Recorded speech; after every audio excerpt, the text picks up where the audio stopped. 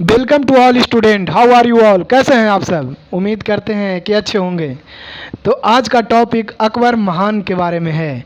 अकबर महान पर ये टॉपिक होने वाला है, बहुत ही इंटरेस्टिंग टॉपिक है। बने रहिए हमारे साथ वीडियो में। कहा जाता है कि अकबर का बचपन बहुत परेशानियों में गुजरा, बहुत तकलीफ़ों में गुजरा। उनको बचपन में पढ़ने लिखने का मौका नहीं मिल पाया। अकबर का पूरा नाम जलालुद्दीन मोहम्मद अकबर था। अकबर का जन्म 15 अक्टूबर 1542 ईस्वी को हुआ था। माता हमीदा बानो बेगम और पिता का नाम हुमायूं था। अकबर का राज्याभिषेक 14 फरवरी 1556 ईस्वी को बैरम खान ने पंजाब के कालानौर नामक स्थान पर एक पत्थर पर बैठाकर राज्याभिषेक किया था। पानीपत का दूसरा युद्ध 1556 ईस्वी में हुआ था। ये अकबर और हेमू के बीच लड़ा गया था, जिसमें अकबर के सेना का नेतृत्व बैरम खां कर रहे थे और अफगानों के सेना का नेतृत्व हेमू कर रहे थे, जिसमें हेमू का हार हुआ था और अकबर को विजय मिली थी। बैरम खां अकबर के दरबार में रहते थे। वो वकील ए मुमालिक के पद पर नियुक्त थे और बैरम खां अकबर के संरक्षक भी थे, जो 1556 से 1560 ईस्वी तक रहे। इसके बाद अकबर एक दिन अपने राज दरबार में दरबार लगाया और उस समय बैरम खां मध्य प्रदेश के उज्जैन में थे। उन्हें फ़ौरन अपने राज दरबार में आने के लिए कहा गया और वो वहाँ आए। उसके बाद वकील ए मुमालिक का पद समाप्त कर दिया गया और उन्हें इस सत्ता से बेदखल कर दिया गया और उन्हें तीर्थ यात्रा पर भेज दिया गया। बैरम खां पहला और अंतिम व्यक्ति था जो वकील ए मुमालिक का पद से सुशोभित था।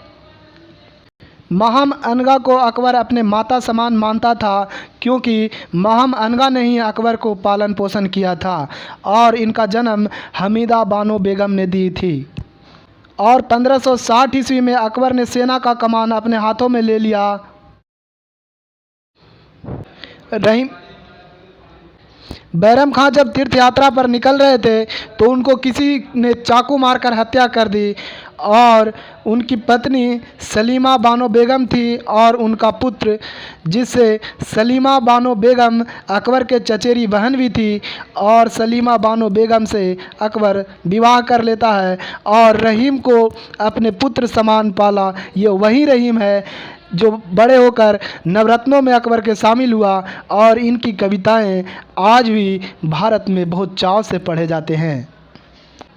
रहीम को अकबर ने रहीम खाने खाना की उपाधि से सम्मानित किया।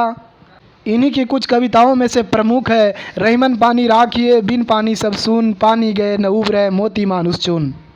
1560 ईस्वी में अकबर ने दास प्रथा का अंत कर दिया। 1562 ईस्वी में दास प्रथा का अंत अकबर ने किया था और 1563 ईस्वी में तीर्थ यात्रा कर को समाप्त कर दिया।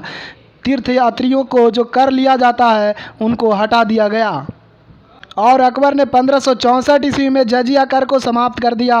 अकबर के दरबार में जैन धर्म के महान संत हरि विजय सूरी निवास करते थे।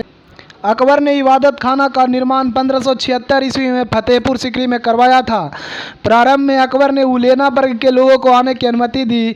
बाद में उन्होंने सभी वर्गों को लिए आने की अनुमति दे दी और वहाँ कुरान, गीता, बाइबिल, वेद सभी को पढ़ाया जाता था, सुनाया जाता था। इबादत खाने में कभी कभी दो विद्वानों को किसी एक टॉपिक पर मतभेद हो जाता था।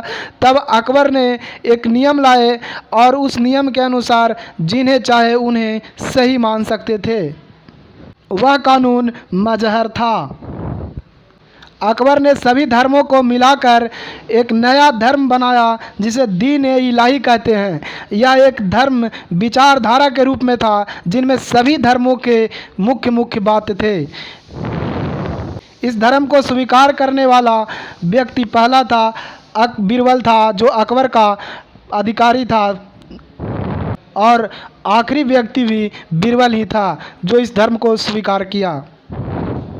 बीरबल के बचपन का नाम महेश दास था। ये अकबर के दरबार में रहते थे। ये नवरत्नों में शामिल थे। कहा जाता है कि बीरबल बहुत ही बुद्धिमान, चालाक और हाजिर जवाबी था। तानसेन अकबर के दरबार में रहते थे। ये ध्रुपद गायन करते थे। तानसेन के गुरु हरिदास थे। तानसेन का मकबरा मध्य प्रदेश के ग्वालियर में स्थित था। अकबर के दरबार में बहुत बड़े विद्वान एवं इतिहासकार अबुल फजल रहते थे। इन्होंने ही अकबरनामा की रचना की थी। आईने अकबरी अकबरनामा का ही एक भाग है जिसमें कानूनों का वर्णन है। अकबर के दरबार में अब्दुल रहीम खान खाना रहते थे। ये हिंदी के विद्वान कवि थे और जहांगीर के उस्ताद भी थे। ये फारसी भाषा के भी प्रकांड विद्वान थे। 1561 ईस्वी में अकबर के दरबार में मनसबदारी व्यवस्था को शुरू किया गया। अकबर के दरबार में होली, दिवाली, नवरोज आदि त्योहारें सभी धर्मों का मनाया जाता था। 1602 ईस्वी में अकबर ने जहांगीर को राजा बनाया और 1605 ईस्वी में अकबर ने दुनिया को अलविदा कह दिया। अकबर का मकबरा सिकंदरा में स्थित है। इसका नींव अकबर ने रखा था और पूरा बेगा बेगम ने कराया। आगरा का लाल किला अकबर ने बनाया था। इसको बनाने में लाल बलुआ पत्थर का प्रयोग किया गया है। इलाहाबाद का किला अकबर ने बनाया। शेख सलीम चिश्ती का मकबरा अकबर ने बनाया। हवा महल अकबर ने ही बनाया तथा पंचमहल को भी अकबर ने ही बनाया था। बुलंद दरवाज़ा का निर्माण फतेहपुर सिकरी में अकबर ने कराया था। ये गुजरात विजयी पर कराया था। तो धन्यवाद दोस्तों, ये वीडियो कैसी लगी आप हमारे कमेंट बॉक्स में ज़रूर बताएं। चैनल को सब्सक्राइब करें, बेल आइकॉन दबाएं और अपने दोस्तों में शेयर करें।